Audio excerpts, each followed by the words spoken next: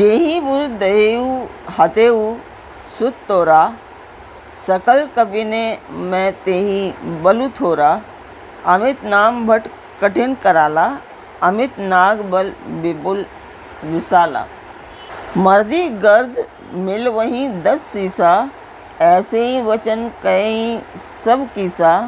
गरजही तरजही सहज आशंका, मानहु ग्रसन चहत हहीं लंका।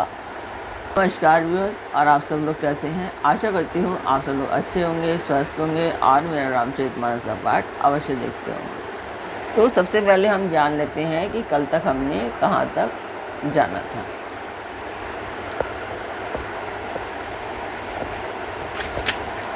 कल तक था कि मूर्ख ने राज्य करते हुए, ये रावण विभीषण जी को कह रहे हैं, मूर्ख ने राज्य करते हुए लंका को त्याग दिया, अब आगा अब जौ का कीड़ा बनेगा। जौ के साथ जैसे घुंडी पिस जाता है, वैसे ही वन वानरों के साथ वह भी मारा जाएगा। फिर भालू और वानरों की सेना का हाल क्या है, जो कठिन काल की प्रेरणा से वहाँ चली आई है, और जिनके जीवन का रक्षक कोमल चित्त वाला बेचारा समुद्र बन गया है। फिर उन तपस्वियों की बात बता, जिनके हृदय में मेरा बड़ा डर है। उनसे तेरी भेंट हुई या वे कानों से मेरा सुयश सुनकर ही लौट गए। शत्रु सेना का तेज और बल बताता क्यों नहीं, तेरा चित्त बहुत ही चकित हो रहा है, यानी कि भौचक्का सा हो रहा है। हे नाथ, आपने जैसे कृपा करके पूछा है, वैसे ही क्रोध छोड़कर मेरा कहना मानिए, मेरी बात पर विश्वास कीजिए। जब आपका छोटा भाई श्री राम जी से जाकर मिला, तब उसके पहुँच से ही श्री राम जी ने उसका राज तिलक कर दिया। कल तक यहाँ तक था। अब जैसे कि आप लोग जानते हैं कि ये पाठ मैं एक मंदिर के लिए कर रही हूँ, एक ये शुभ कार्य है, और इसमें मैं आप सब लोगों का सहयोग चाहती हूँ कि आप लोग सब्सक्राइब करें, लाइक करें और शेयर अवश्य करें। तो यही है, आप लोगों का सहयोग बहुत ज़्यादा ज़रूरी है। तो जिस मंदिर का मैं वर्णन कर रही हूँ, उस मंदिर के वीडियो डालती हूँ, आप लोग देखें और बताएं मुझे कि आपका मेरा पाठ कैसा लगा है।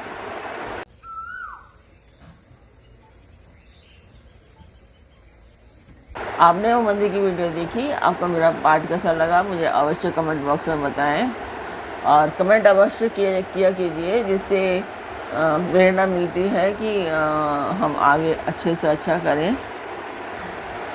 तो अब शुरू करते हैं हम आज का पाठ। स्वागत करती हूँ मैं आप सभी का अपने इस कार्यक्रम रामचरितमानस के सुंदरकांड पाठ में।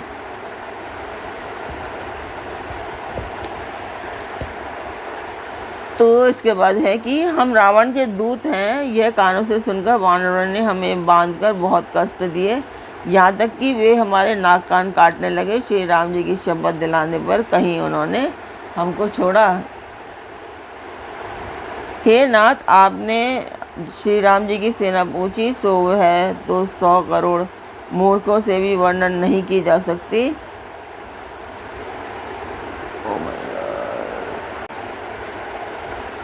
हे नाथ, आपने श्री राम जी की सेना पूछी, सो वह तो 100 करोड़ मुखों से भी वर्णन नहीं की जा सकती।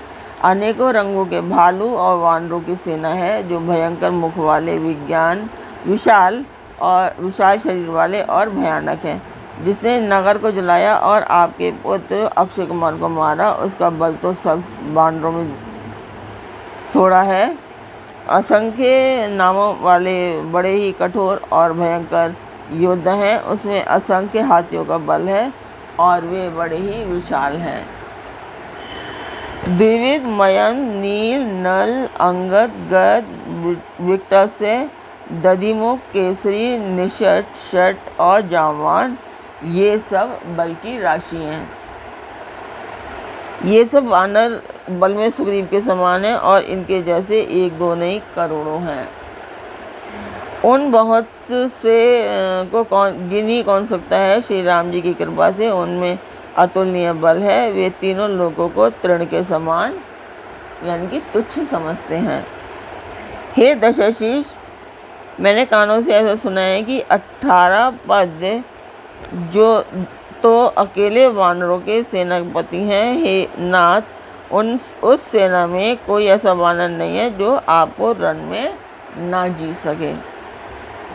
सबके सब अत्यंत क्रोध से हाथ मीचते हैं, पर श्री रघुनाथ जी उन्हें आज्ञा नहीं देते। हम मछलियों और सांपों सहित समुद्र को सोख लेंगे, नहीं तो बड़े बड़े पर्वतों से उसे भरकर पाट देंगे। और रावण को मसल कर धूल में मिला देंगे। सब वानर ऐसे ही वचन कर रहे हैं, सब सहज ही निडर हैं। इस प्रकार गरजते और डपटते हैं, मानो लंका को निगल ही जाना चाहते हैं। सब वानर भालू सहज ही शूरवीर हैं, और फिर उनके निसिर पर प्रभु सर्वेश्वर श्री राम जी हैं। हे रावण, वे संग्राम में करोड़ों कालों को जीत सकते हैं। श्री रामचंद्र जी के तेज, सामर्थ्य, बल और बुद्धि की अधिकता को लाखों शेष भी नहीं गा सकते। वे एक ही वाहन से सैकड़ों समुद्रों को सोख सकते हैं। परंतु नीति निपुण श्री राम जी ने नीति की रक्षा के लिए आपके भाई से उपाय पूछा। उनके वचन सुनकर वे श्री राम जी समुद्र से राह मांग रहे हैं। उनके मन में कृपा भरी है, इसलिए वे उसे सोखते नहीं। दूत के ये वचन सुनते ही रावण खूब हंसा और बोला, जब ऐसी बुद्धि है तभी तो वानरों को सहायक बनाया है। स्वाभाविक ही डरपोक विभीषण के वचनों को प्रमाण करके उन्होंने समुद्र से मचलना ठाना है। अरे मूर्ख, झूठी बढ़ाई क्या करता है? बस मैंने शत्रु के बल और बुद्धि की था पाली। जिसके विभीषण जैसे डरपोक मंत्री हो, उसे जगत में विजय और विभूति कहाँ। दुष्ट रावण के वचन सुनकर दूत को क्रोध बढ़ गया। उसने मौका समझकर पत्रिका निकाली और कहा, श्री राम जी के छोटे भाई लक्ष्मण जी ने यह पत्रिका दी है। हे नाथ, इसे बचवाकर छाती ठंडी कीजिए। रावण ने हंसकर उसे बाएं हाथ से लिया और मंत्री को बुलवाकर वह मूर्ख उसे बचवाने लगा। पत्रिका में लिखा था, अरे मूर्ख, केवल बातों से ही मन को रिझाकर अपने कुल को नष्ट भ्रष्ट ना कर। श्री राम जी से विरोध करके तू विष्णु, ब्रह्मा और महेश की शरण जाने पर भी नहीं बचेगा। या तो अभिमान छोड़कर अपने छोटे भाई विभीषण की भांति प्रभु के चरण कमलों का भ्रमर बन जा, अथवा रे दुष्ट श्री राम जी के बाण रूपी अग्नि में परिवार सहित पतंगा हो जा। दोनों में से जो अच्छा लगे सो कर। पत्रिका सुनते ही रावण मन में भयभीत हो गया, परंतु मुख से मुस्कुराता हुआ वह सबको सुनाकर कहने लगा, जैसे कोई पृथ्वी पर पड़ा हुआ हाथ से आकाश को पकड़ने की चेष्टा करता हो, वैसे ही यह छोटा तपस्वी बाग विलासी करता है, यानी कि डींगे मारता है। शुक ने कहा कि हे नाथ, अभिमान स्वभाव को छोड़कर सब बातों को सत्य समझिए, क्रोध छोड़कर मेरा वचन सुनिए। हे नाथ, श्री राम जी से बैर त्याग दीजिए। यद्यपि श्री रघुवीर समस्त लोगों के स्वामी हैं, पर उनका स्वभाव अत्यंत ही कोमल है। मिलते ही प्रभु आप पर कृपा करेंगे और आपका एक भी अपराध वे हृदय में नहीं रखेंगे। जानकी जी श्री रघुनाथ जी को दे दीजिए। हे प्रभु, इतना कहना मेरा कीजिए। अब उस दूत ने जानकी जी को देने के लिए कहा, तब दुष्ट रावण ने उसको लात मार दी। वह भी विभीषण की भांति चरणों में सिर नवाकर वहीं चला जहाँ कृपा सागर श्री रघुनाथ जी थे। प्रणाम करके उसने अपनी कथा सुनाई और श्री राम जी की कृपा से अपनी गति पाई। शिव जी कहते हैं, हे भवानी, वह ज्ञानी मुनि था। अगस्त्य ऋषि के शाप से राक्षस हो गया था। बार बार श्री राम जी के चरणों की वंदना करके वह मुनि अपने आश्रम को चला गया।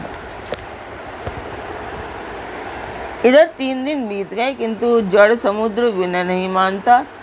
तब श्री राम जी क्रोध सहित बोले, बिना भय के प्रीति नहीं होती।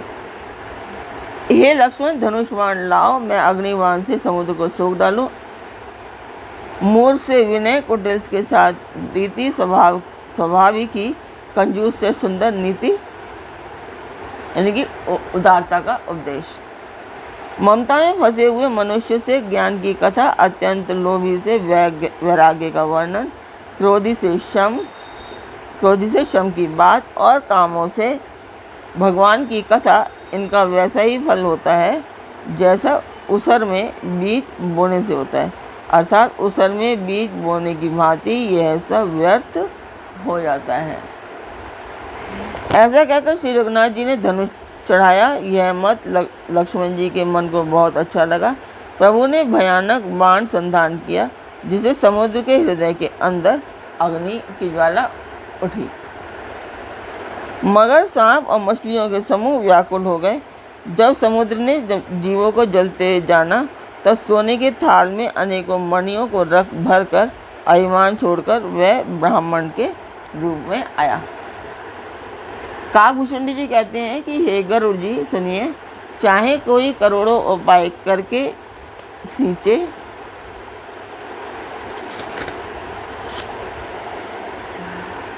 पर केला तो काटने पर ही फलता है। तो आज का पाठ मैं यहीं पर पूर्ण करती हूँ। कल फिर मिलेंगे एक नए पाठ में, एक नई उमंग, एक नई तरंग के साथ। तब तक के लिए जय सिया राम, सियापति रामचंद्र जी की जय, पवन पुत्र हनुमान जी की जय।